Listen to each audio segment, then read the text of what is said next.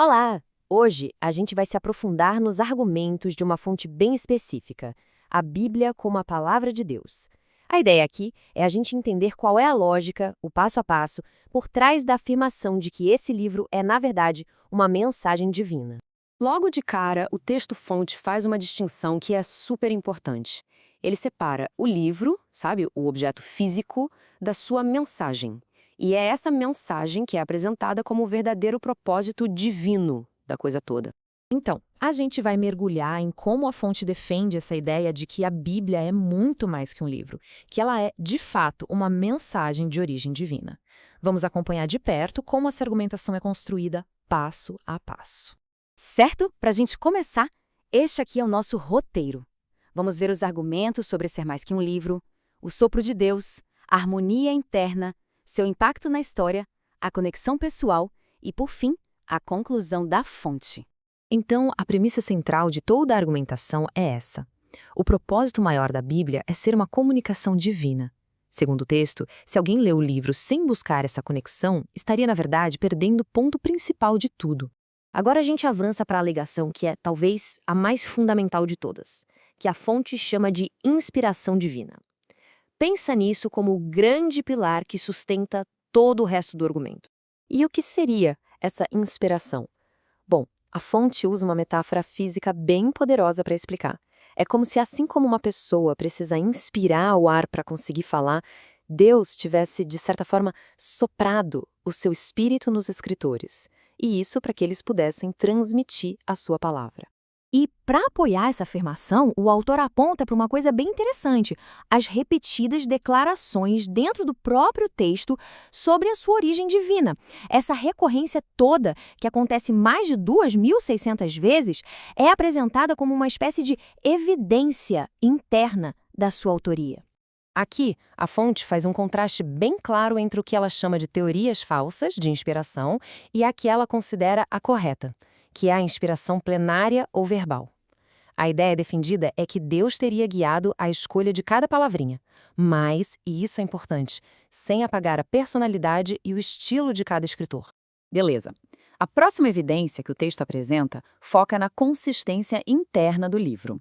E o ponto aqui é que essa consistência existe apesar da sua criação ter sido super complexa e espalhada por um tempão. E para a gente ter uma ideia dessa complexidade, a fonte enfatiza o seguinte: a Bíblia foi escrita por mais ou menos 40 autores diferentes, em 3 continentes, ao longo de uns 1.600 anos. A unidade que resulta disso tudo, nessas condições, é apresentada como algo, bem, quase milagroso. E para explicar como isso seria possível, a fonte lança mão de outra metáfora bem forte, a de que um único arquiteto divino teria guiado todos esses escritores. A ideia é que ele garantiu que cada pedra do texto se encaixasse perfeitamente na construção final. Vamos em frente então.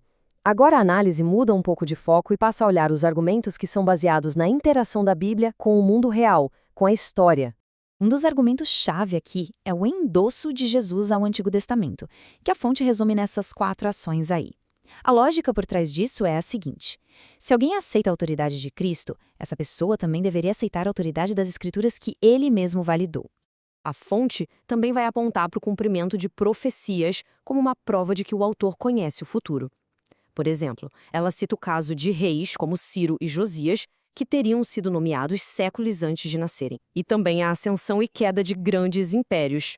Tudo isso é apresentado como evidência de que a história já tinha sido prevista. Outra linha de raciocínio que aparece é a da suposta influência benéfica do texto. O argumento é que a Bíblia teria um poder de transformar, para melhor, tanto pessoas quanto nações. Um poder que nenhum outro livro teria. E para reforçar esse ponto, o texto contrasta o caráter que seria formado por esses ensinamentos com a moralidade de civilizações antigas, como a Grécia e Roma. A partir daqui, a argumentação muda de um campo mais externo, de provas históricas, para algo bem mais pessoal, a experiência interna e subjetiva de quem lê o texto. O argumento aqui é que a Bíblia tem uma característica dupla bem curiosa. Ela soa, ao mesmo tempo, sempre nova, não importa quantas vezes se leia, e também estranhamente familiar para leitores de qualquer cultura. Para a fonte, essa dualidade é um forte sinal de que a sua origem transcende o que é simplesmente humano. Então, para o crente, segundo a fonte, A prova final, a prova definitiva, vai além de qualquer argumento lógico. É uma certeza interna que viria do Espírito Santo e que se torna superior a qualquer evidência que se possa apresentar de fora.